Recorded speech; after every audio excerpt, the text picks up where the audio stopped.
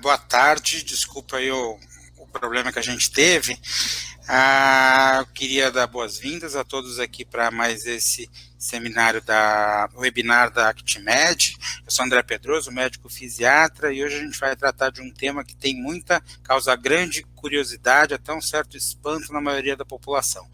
São os bloqueios anestésicos e outros procedimentos invasivos, e a gente pergunta como e por que guiar com imagem. Tem um convidado ilustre, o professor Dr. Hazen Adel Ashmawi, que é grande conhecedor tanto da clínica de dor como dos bloqueios para tratamento. Ele é livre docente pela Faculdade de Medicina da USP e coordenador da equipe de dor do Instituto Central do Hospital das Clínicas. Realmente é uma pessoa que entende bastante. Boa tarde, professor Hazen. Boa tarde, doutor André. Boa tarde a todos. Então, começando, aqui a ideia é, a gente vai falar em bloqueios, mas acho que seria interessante saber para que eles servem. Dr. Hazen, que pacientes podem eventualmente se beneficiar de algum tipo de bloqueio anestésico ou qualquer outro tipo? Assim, de uma forma didática, a gente pode dividir os bloqueios de duas maneiras. Um bloqueio que seria diagnóstico, e esse é uma das ideias principais do bloqueio, que é saber se a causa da dor ela vem daquela área que você acredita ou pensa de onde ela vem. Deixa eu colocar de uma outra maneira. Então, por exemplo, eu acho que a dor ela é de uma região do braço e eu quero ter certeza que aquela dor, a origem dela é daquela região e não de uma região ao lado ou próxima. Então, a gente faz um bloqueio anestésico, bloqueando a via de transmissão daquela região e ver se há uma melhora. Então, essa seria o bloqueio diagnóstico. Um segundo bloqueio tipo de bloqueio anestésico é aquele que a gente chama de terapêutico, que é aquele que faz parte do tratamento. Normalmente a gente usa os bloqueios anestésicos mais em situações de dor, né? Dor aguda, dor crônica. No caso hoje, falando mais, acho que da dor crônica. Então, os bloqueios anestésicos ou com outras substâncias fazem parte do arsenal terapêutico, então de tratamento dessas condições dolorosas. Então, serve como diagnóstico, para a gente saber se a causa da dor vem daquela região, e o outro grande grupo são os bloqueios terapêuticos, que servem para tratamento da dor, geralmente associado a algum outro tratamento, seja ele medicina física, né, que é o mais frequente, né, ou fisioterapia, medicina física, né, que acabam se aproximando em algumas áreas. Que interessante. Na medicina física, na verdade, né, além da dor, a gente tem outras indicações, por exemplo, um bloqueio para espasticidade, um bloqueio para distonia, como a injeção de botox, ou a neurólise com alcofenol, que vão diretamente nos nervos. Então, o bloqueio ele também é realizado em nervos ou injeção em outras estruturas, mas com uma certa diferença em termos do tratamento da dor mesmo.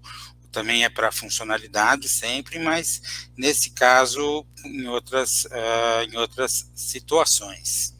Tá? Tem uma coisa, Hazen, que Dr. Hazen, me pediram, me perguntaram antes, né? Perguntam com uma certa frequência. É assim, a gente tem, as pessoas vêm tratar a dor e aí você me oferece um tratamento que dói. Como que é isso?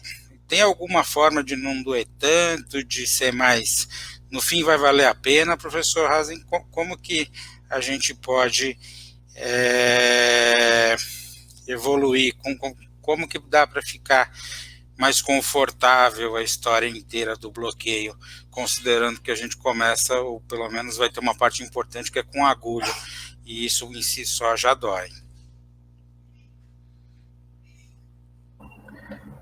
Na verdade, eu acho que podia sempre importante conversar com o paciente que existe uma troca, né? Então, ele vai fazer o bloqueio, caso acho que falando mais do bloqueio terapêutico, né? Ele vai, às vezes o paciente ele não consegue iniciar um programa de reabilitação, de exercício, porque a dor é muito intensa. Então, ele faz um bloqueio para que ele consiga, de alguma maneira, melhorar, né, a dor naquele momento e aí permita que evolua na reabilitação.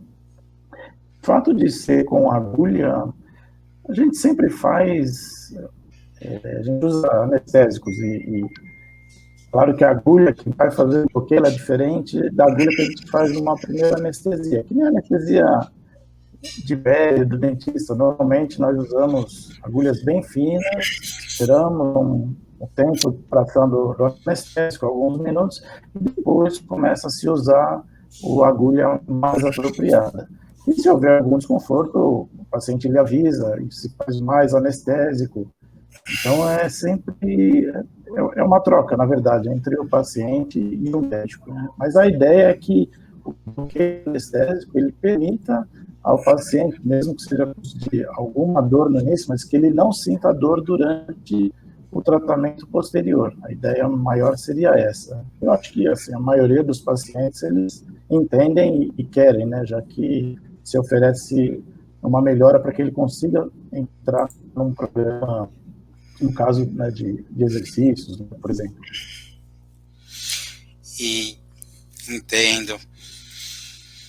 Quanto à precisão em si, né, porque eu imagino que uma forma de diminuir o desconforto, não imagino, não tenho certeza, que uma forma de diminuir o desconforto é, de alguma maneira, guiar o procedimento, né, tê-lo a conseguir ter uma forma de não doer tanto, ou pelo menos acertado uma primeira vez, para fazer com segurança. E hoje em dia uma das maneiras é guiar o procedimento mesmo, de maneira usando a tecnologia. Considerando a sua, apesar de não parecer, mas mais tempo assim praticando a anestesiologia e os bloqueios anestésicos, como que seria como a gente pode guiar os procedimentos? Como foi no passado, como tem sido, como continua sendo, que lugar cada maneira teria nesse momento?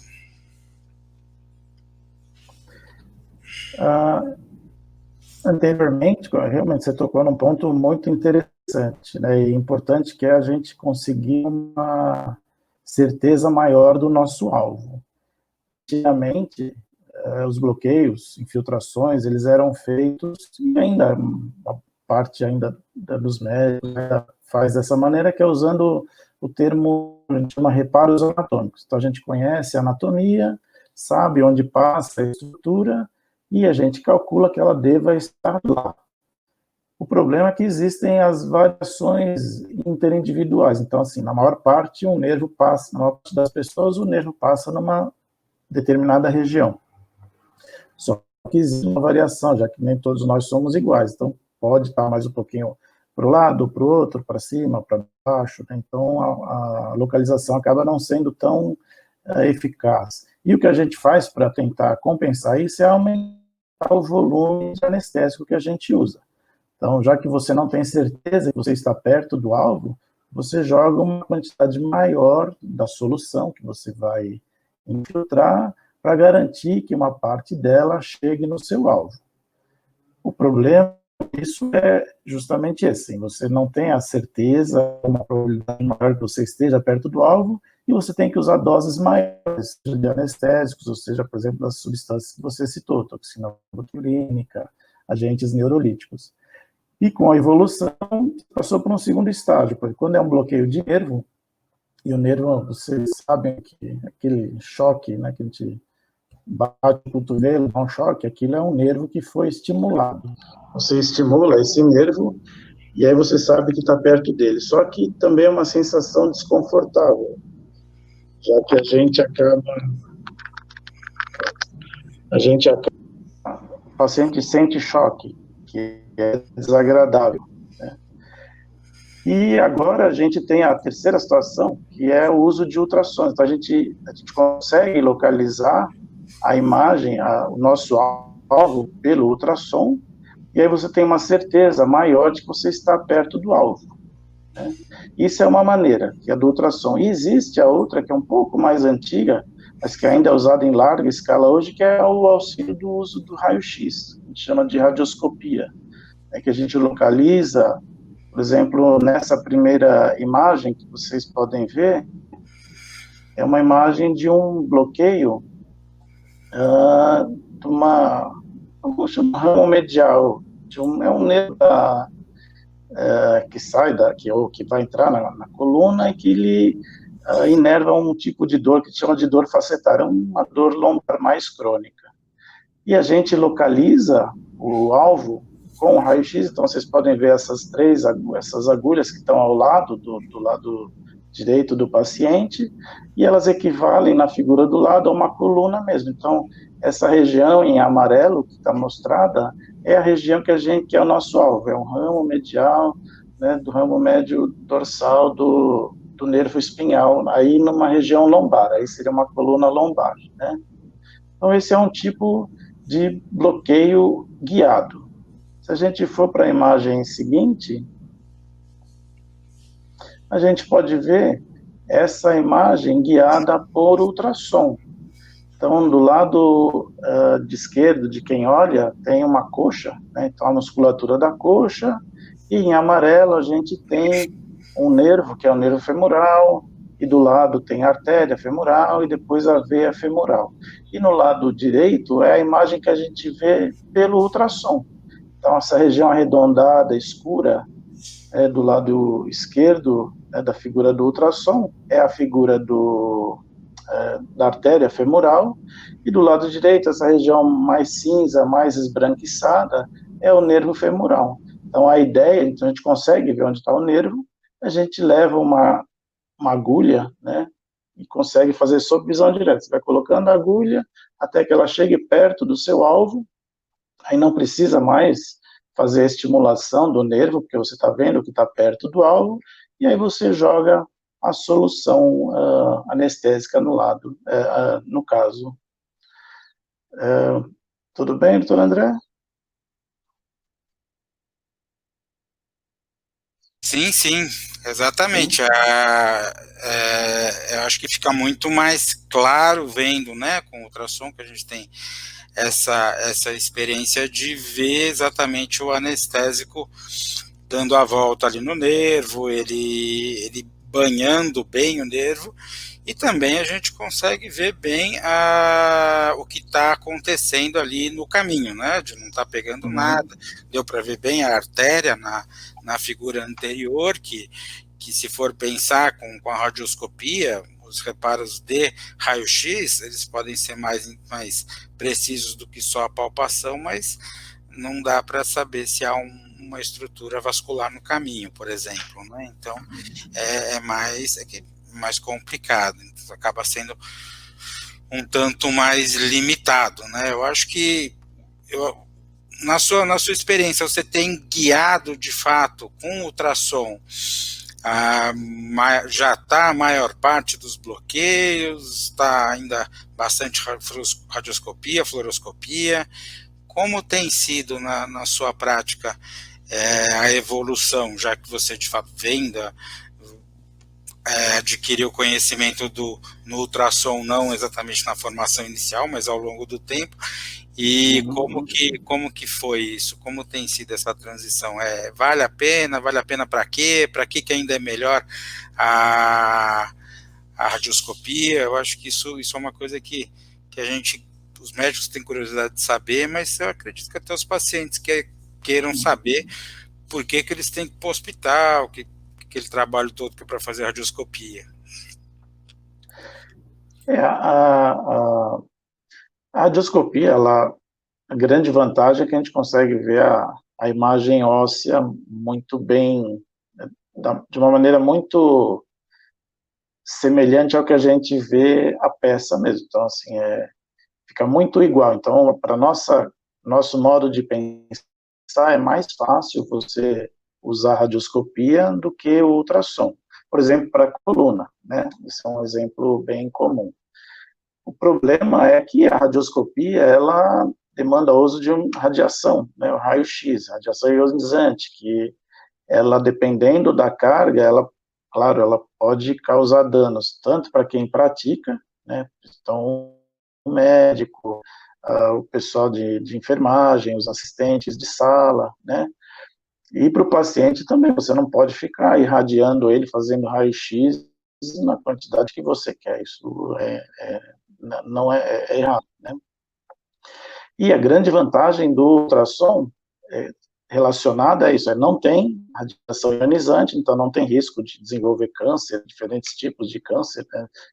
Principalmente para quem faz, né, para o médico, né, que pratica, e a portabilidade, né? Então o raio-x, o aparelho de raio-x que a gente usa, de radioscopia, ele é muito grande, ele precisa de uma estrutura especial para ser usado, sala chumbada, né, para que a radiação não saia do local. E o ultrassom, hoje a gente tem modelos muito compactos, muito pequenos, que você carrega na mão, então pode fazer realmente em pequenas clínicas, né, que tenham estrutura, né, para isso. E para o paciente é muito mais simples você ir para um consultório, para uma clínica, do que você ir para um hospital, que tem toda aquela preparação, que mesmo não sendo um procedimento grande, muitos hospitais acham que tem que fazer dentro do centro cirúrgico. Então, para o paciente é desconfortável. Ele acha que está indo para o centro cirúrgico para fazer uma cirurgia, não para fazer uma infiltração ou fazer um bloqueio, né? Então, isso gera ansiedades no paciente que, quando a gente usa o ultrassom, não acontece. Então, e aí, bom, isso em relação às técnicas e à segurança. Em relação à localização, você ver, né, aí, quando a gente consegue ver o nervo, né, ou a estrutura que você quer bloquear, mesmo que seja um músculo, você tem certeza que você está injetando dentro do músculo. E na palpação, por reparo anatômico, a gente tem alguns sinais indiretos de que você está na região correta. Mas com o ultrassom, permite que você veja a estrutura em tempo real. Você está injetando a solução, vendo ela sendo dispersa, vendo onde ela está sendo dispersada, o que dá uma segurança de que o seu procedimento, a chance de ele ter resultados positivos, ela fica maior, né? Então, para estruturas assim, você quer injetar perto de estruturas ósseas, a radioscopia ela é melhor, até porque, por exemplo, no caso de coluna, que paciente idoso tem muita artrose de coluna, às vezes a imagem no ultrassom fica difícil de você distinguir o que é uma estrutura da outra. E com a radioscopia, não, você consegue ver. Agora, onde você não tem esse problema, e sejam só, você quer injetar em partes moles, não ósseas, né? Então músculo, nervo, né? Articulação, próximo de algum tendão, né? Então aí o ultrassom ele é muito melhor. Não sei se você quer complementar alguma coisa, André. É a impressão que a gente tem. Eu próprio, pessoalmente, estou começando com radioscopia. Então eu vim de ultrassom, mas também não foi na formação ainda, foi um pouco depois que eu comecei a pegar. Mas com o tempo a gente percebe exatamente essas vantagens, né? Por exemplo, para pessoas que precisam aplicar Botox, uma questão de segurança para cervical é bastante importante, porque tem bastante estrutura, várias estruturas nobres, arriscadas, artéria, plexo braquial, tem várias coisas ali que a gente não pode pegar, e sem ultrassom fica complicado, na verdade a gente nem tenta. Faz uma coisa um pouco menos, vamos dizer, até menos ambiciosa em termos de tratamento para a gente poder fazer para não se arriscar. Então, a gente acaba segurando a mão, fazendo menos do que o paciente precisa. E outras vantagens, muito especificamente na clínica de toxina, que a gente precisa aplicar bastante, espalhar bem por todo o músculo, espalhar a toxina botulínica para pegar todas as placas motoras que a gente quer. Em pacientes mais graves também é interessante, a gente vai seguindo o músculo com o ultrassom e aplica de cima até embaixo. Então, é uma outra vantagem. Tá? Eu acho que para isso são vantagens que a gente tem aí que nos bloqueios interessantes. E o ultrassom à mão, não sei, a gente não faz diagnóstico, não dá laudo, mas é bom, sempre bom para dar uma checada no que está dando no exame. Às vezes vem um paciente com uma bursite que deu numa ressonância de 6 meses atrás, mas aí você vai olha um lado, olha do outro, tá tudo parecido, então não vale a pena a gente. Então você já vê que não é mais aquilo tanto, entendeu? Você não pode dar um laudo formal, mas talvez já questiona uma ressonância que já não tá dando, não faz muito sentido. E para ondas de choque, uma outra coisa, ondas de choque focal, a gente consegue usar para guiar mais a profundidade, né? A gente olha a profundidade e escolhe o anteparo para atingir com as ondas de choque exatamente aquele lugarzinho. Não é punção, não é procedimento, mas não é procedimento, mas é interessante para mensurar e é um outro uso do ultrassom. Teve uma pergunta aqui que o Robson está perguntando, quais são os riscos da aplicação na coluna? Quando que dos procedimentos na coluna, principalmente? Na coluna a gente tem alguns procedimentos, eu não sei especificamente qual deles, né? O que é mais arriscado, na verdade, é você fazer um bloqueio de uma raiz nervosa que está sendo comprimida por uma hérnia de disco, né? A gente chama isso, no conjunto, chama isso de infiltrações peridurais. Peridural é uma região da coluna que geralmente a gente injeta tanto anestésico quanto corticoide para diminuir reação inflamatória no nervo que está sendo comprimido. Então, essa infiltração, ela tem um pouco, ela é diferente de uma outra que eu falei, aquela que eu falei de uma infiltração de faceta, que é aquela que vocês viram, aquela figura que é fora da coluna, assim, é fora do espaço por onde passa a medula. Então, o risco é muito baixo, né? Você não vai injetar perto de alguma estrutura que possa ter complicação. Quando a gente faz a infiltração peridural, aí o risco é um pouco maior, porque você está usando anestésico perto da raiz nervosa, então, e perto do espaço peridural, que é um espaço, em alguns lugares a gente usa para fazer anestesia, para operar um paciente, então, anestesia peridural, né? E o uso do corticoide em si, né, perto do espaço peridural, também, dependendo do tipo usado, ele pode ter complicações normalmente pouco importantes, né? Mas comparando, né, uma infiltração peridural com uma infiltração de faceta ou de ramo medial, que eu comentei anteriormente, o risco é maior, né?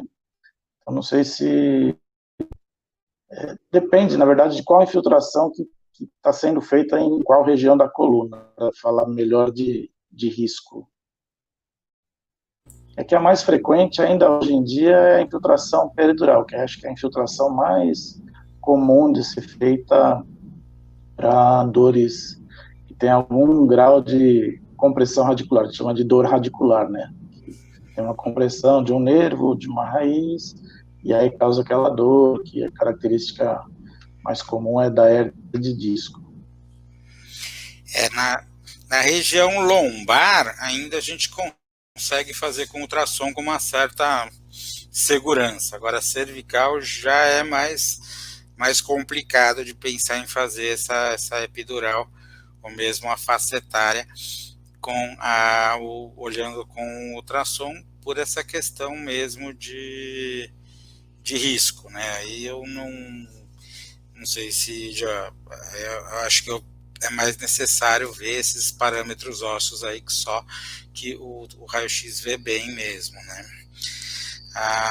Mas as ultrações, mas além disso, queria só um adendo que você falou que é uma coisa antiga, mas na fisiatria a gente ainda tem bastante uso para eletroestimulação, tá? Porque é muito interessante, porque a gente precisa fazer eletroestimulação para achar o nervo com... a gente tem algumas imagens separadas, a eletroestimulação para achar o nervo direitinho para colocar. Não, mais para frente, na verdade. É a minha. Então, esse é o eletroestimulador, né? Esse aparelhinho, e a gente localiza um nervo, no caso aí é o ciático, para conseguir fecha o circuito, né? É uma agulhinha que vem com o líquido, né? Tem o líquido aqui embaixo, a seringa que está ali embaixo da mão do aplicador, e ele coloca essa agulha que entra, ele está olhando um reparo para o nervo ciático, e vai procurando. Quando chegar numa dose pequenininha, com uma corrente pequena, e eu tiver o fenômeno motor, ele vê que mexeu, fechou o circuito ali em cima, ele injeta essa substância. No caso do fenol é interessante isso, porque nós pegamos ramos pequenos de nervo que não são visíveis, ou não são bem visíveis à ultrassom, então a gente acaba se guiando mais pela eletroestimulação mesmo, que ainda é bastante útil. A próxima, eu acho que eu deixei aí só para mostrar o nervo. Ele vai chegando bem pertinho, quando está bem pertinho, você pode jogar a estrutura, a medicação e dar um banho no nervo. É mais ou menos o que se faz olhando com ultrassom também, claro. Aliás, pode fazer as duas coisas, né? A dupla guia de maneira dupla, mas são coisas que a gente consegue ter um ganho, consegue fazer nervos pequenos com esta técnica para colocar o fenol, né, nesse caso, não um anestésico especificamente. Tem algumas perguntas aqui, eu acho que eu gostaria de seguir aqui, Hazen. Um colega, Youssef Abdouni, que também deve conhecer, um cirurgião de mão, ele pergunta se ainda se indica bloqueio de gânglio estrelado na síndrome complexa de dor regional. Se ainda se indica? Isso. Boa tarde, Youssef. Na verdade, a fisiopatologia, né, você, né, cirurgião de mão, entende bastante disso. A dor complexa, a regional complexa, uma parte dela, ela pode ser mediada pelo sistema nervoso simpático. E a gente só vai ter certeza dessa mediação se fizer um bloqueio diagnóstico. Então, a ideia é claro que você pode fazer o bloqueio diagnóstico e a dor não melhorar. Então, vai te dizer que a dor não é mediada pelo simpático. Então, se indica, e aí você decide, né, se houver uma melhora importante da dor depois do bloqueio, a mediação simpática ela é importante, né? E aí vai ter que fazer um bloqueio seriado, ou eventualmente fazer radiofrequência pulsada ou térmica, né? Mas tudo vai depender da resposta ao bloqueio diagnóstico que se faz só com anestésico local. Aí você define, né, se ela vai para um lado, seu tratamento vai pensar mais no sistema nervoso simpático ou pensar nos outros componentes, né, o componente de disfunção neuropática, ou sensibilização central, sensibilização periférica, né, e aí no tratamento não seria com um bloqueio de gânglio. Aqui. Então, tem mais duas perguntas interessantes, uma da Edilene Silva, que ela pede que fale um pouco sobre o neuroestimulador medular. acho que já não é exatamente tanto em bloqueio, né, mas é um tratamento para dor crônica que a gente vê bastante também, né, Dr. Hazen? Então, por exemplo, sigamos o exemplo que o Dr. Youssef falou. Então, faz um bloqueio diagnóstico, né, de gânglio estrelado, se vê que a resposta é muito ruim, né, com medicações, né, que a gente usa bastante para dor crônica, né, antidepressivos, anticonvulsivantes, também a resposta fica ruim, o paciente não evolui, vai perdendo a funcionalidade da mão, né, a dor, né, acaba diminuindo muito a funcionalidade. O próximo passo seria fazer a estimulação medular, que é você colocar um eletrodo no espaço pleural, e no caso, foi um bloqueio de gânglio estrelado, né, então seria membro superior, então se coloca um eletrodo na região cervical, e aí ele fica dando estímulos com variadas frequências, o elétrico mesmo, então ele fica em cima da medula, não em contato direto, mas através da dura mater, e aí ele fica estimulando a região que recebe as informações dolorosas que vêm do braço dolorido, né, onde tem a dor, onde está a dor regional. Os mecanismos são vários, um seria mais antigos, falando uma competição entre um estímulo doloroso e um estímulo elétrico, seria mais tátil, outro seria, então, assim, por velocidade, né, de chegada do estímulo, a dor seria abafada, outro existia, assim, a estimulação do sistema supressor descendente de dor, que termina na região da medula, no corno dorsal, né, e aí você aumentaria a produção de substâncias endógenas que causam analgesia, por exemplo, serotonina, noradrenalina, as encefalinas, né, que são os nossos opioides endógenos, né, que são produzidos pelo próprio organismo. E com isso, então, é uma estimulação contínua, o estímulo né, então, ano, 2 anos, depender, termina a bateria, pode-se trocar a bateria do gerador, e quando a resposta é muito boa, o paciente ele fica com menos dor e consegue evoluir na funcionalidade. O problema é o custo, que é muito alto, assim, é um procedimento bastante caro, de algumas centenas de milhares de reais. Então, é mais complicado, e tem, assim, a parte é um pouco mais invasivo, né, a gente tem que colocar o eletrodo, implantar o gerador, então precisa fazer uns pequenos cortes, incisões, para deixar uma bolsa, né, para colocar o gerador, então é uma coisa um pouco mais complexa do que só um bloqueio de gânglio estrelado ou uma infiltração, né, com anestésico ou de outras substâncias que a gente falou ao longo desse seminário. Né? A clínica de dor realmente inclui tudo, né? O bloqueio é uma parte dela, mas aí vai ter medicações, vai ter as outras intervenções, psicoterapia, exercício, as tentativas, eventualmente até esse tipo de cirurgia ou outras cirurgias.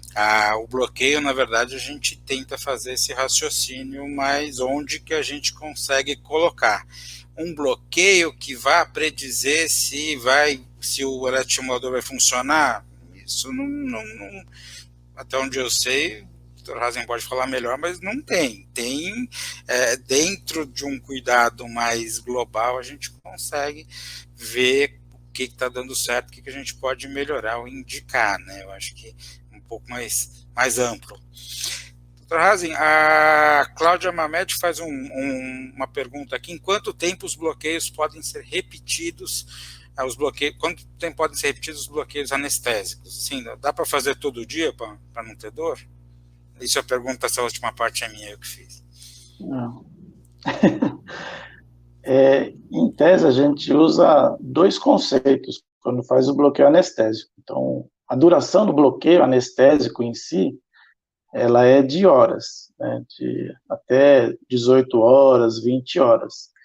Então, em tese, é um bloqueio de curta duração, que a validade não seria tão grande. né? Então, como você falou, repetir todos os dias se fosse esse efeito que a gente levasse em consideração.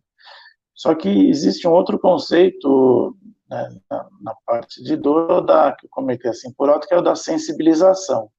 Então, o fato de que a pessoa vai sentindo dor continuamente faz com que ela fique sensibilizada ao estímulo doloroso.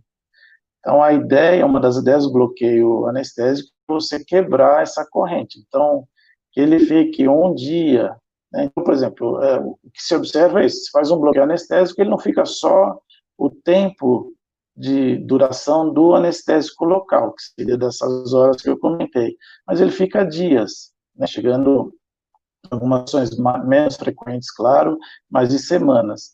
Então, aí, a nossa explicação é que a melhora não é mais do efeito do anestésico que a gente fez, mas da falta de bombardeio da dor para o cérebro, isso diminuiria o estado de sensibilização daquela pessoa, daquelas fibras. E por isso que a gente acaba, por isso que o anestésico local não precisa ser feito diariamente, como você acabou perguntando. Ele pode ser feito semanalmente e com o tempo a necessidade diminui. Se não diminuir, então não vale mais a pena continuar fazendo. Né?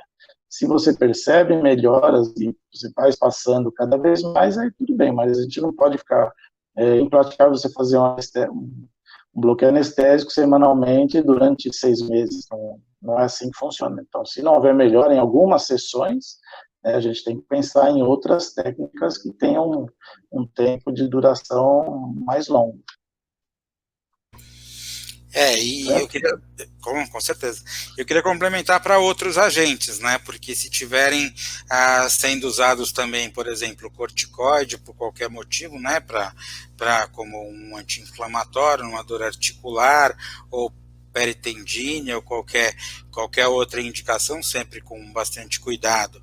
Ou se estiver injetando, por exemplo, ácido hialurônico em articulações, ou a toxina botulínica para outras, raramente para dor, mas em geral para outras indicações, tem o próprio efeito do agente em que a gente está injetando. Muitas vezes o anestésico, né, o bloqueio em si é uma coisa, ao redor aí desse outro procedimento, e como um anestésico, como um adjuvante, mas o que a gente objetiva, na verdade, é o efeito terapêutico daquele outro agente, e aí vai depender dele o tempo para repetir, para ter necessidade de repetir ou não, se vai valer a pena, se não vai, sempre dentro desse raciocínio que o professor Razin desenvolveu, né? A gente tem que valer a pena, tem que fazer sentido, não é ficar aplicando toda hora, tem que ter um norte aí em termos de controle mais sustentável da dor, para com o tempo depender cada vez menos, ou até, entre aspas, desmamar de bloqueio, né? Não é para isso que a gente começa a fazer. Qual a sua impressão, professor Hazen?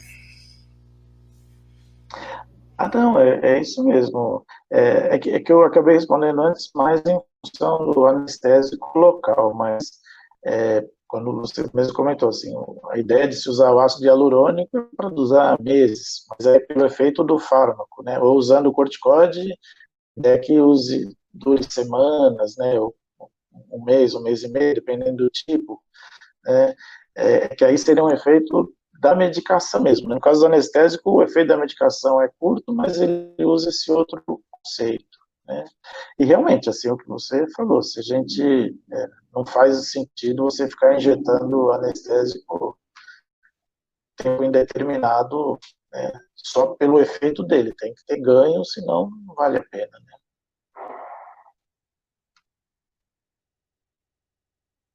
Sim, com certeza.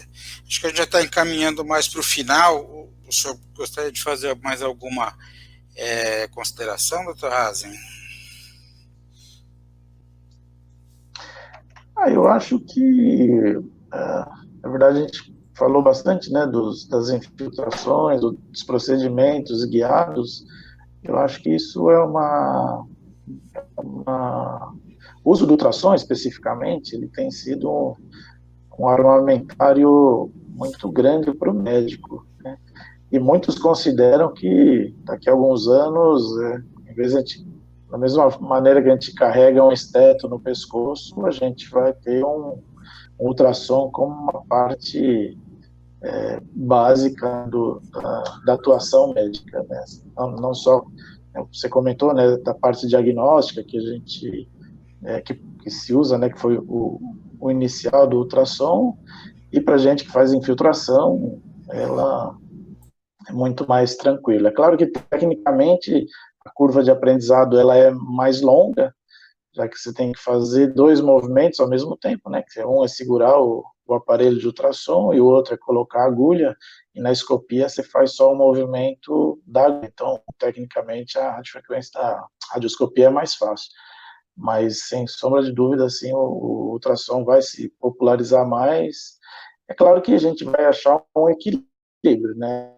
Isso aqui, as indicações corretas, né, para cada uma das técnicas. Esse que é o objetivo da medicina, né? A gente não ficar, eu faço tudo com ultrassom, isso não existe. Eu faço tudo com radioscopia, isso também não existe. A gente tem que achar, evitar os modismos, né? Achar as indicações mais corretas para cada uma das técnicas, e aí, com certeza, o resultado vai ser melhor. E, por desculpe, aí eu queria, claro, agradecer a você, André, pelo convite. É a primeira vez que eu participo de um webinar assim, né? Uma experiência interessante, e parabéns a você pela iniciativa, a ActMed, né? Foi muito legal. Nós que agradecemos. Olha, estão gostando tanto que apareceram duas perguntas aqui para a gente vai tentar responder rapidinho. O Youssef, de novo, ele pergunta se você associa clonidina ao anestésico local dos bloqueios, ou a indicação. Qual que seria a indicação? Na verdade, assim, para nervos, assim, de novo, né, a gente, ao longo do tempo, sim, já mais importante é o anestésico local, mas Ventani colocou clonidina, já se colocou corticoide, né? Então, tudo na intenção de aumentar o tempo de efeito do bloqueio. Então, a clonidina ela pode aumentar o tempo de efeito, mas para nervo simpático, não.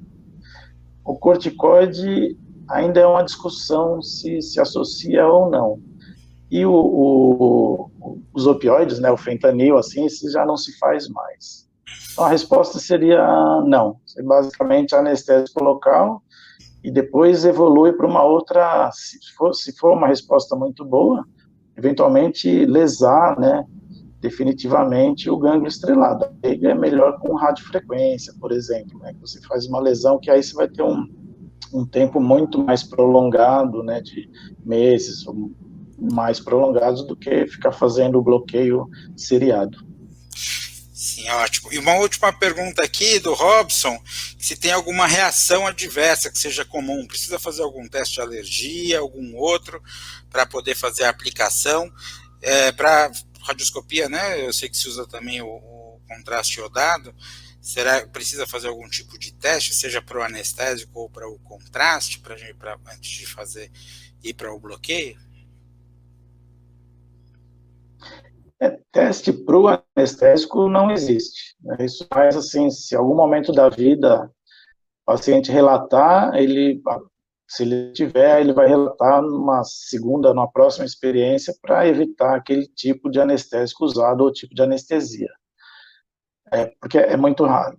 Para o contraste, como você citou, que é usado na radioscopia, que é o contraste iodado, isso é muito mais frequente, né? Não é muito mais frequente que a alergia ao anestésico local. Então, a gente pergunta se teve alguma alergia prévia, se já fez tomografia, se já teve alguma reação no passado, reações de atopia, né? Então, o paciente já sabidamente alérgico a outras. Então, geralmente, a gente procura evitar, ou se não puder evitar, tiver que fazer, a gente toma as medidas de proteção. Então, faz vários remédios antialérgicos antes de usar o contraste, faz bastante corticoide também, tudo para evitar que ele tenha uma reação alérgica durante o procedimento. Né? Então, se tiver que realmente procedimento a gente toma essas medidas. E tem que ser feito em local, todo o procedimento, assim, que tenha estrutura para grandes complicações, como uma reação alérgica mais grave. Né? Uhum. Acho que foi isso, né? A pergunta. Não, não, sim, com certeza. A gente tem que estar preparado para todos os riscos, né, para poder atender o paciente da melhor maneira possível. Bom, eu gostaria então de encerrar, agradecer nossos participantes, a Helena Silva, a Edilene Silva, a Cláudia Mamed, novamente o nosso colega Youssef Abduni e o Robson Garrido pela participação, e agradecer às demais pessoas que participaram aqui na nossa audiência. Como sempre, o webinar fica disponível para ser assistido depois no canal da ActiMed, e para quem quiser, por favor, se inscrever no canal, acionar lá acho que é um sininho que tem lá para notificação. São coisas que para o nosso próximo webinar a gente está fazendo agora semanalmente, com temas aí relacionados à reabilitação e dor. Agradecer novamente o professor Hazen pela disponibilidade em participar com a gente. Eu sei que ele é muito ocupado, né, mas pôde nos brindar aqui com tanto conhecimento, e eu agradeço e ficamos até a próxima, então. Muito obrigado. Tchau. Até logo.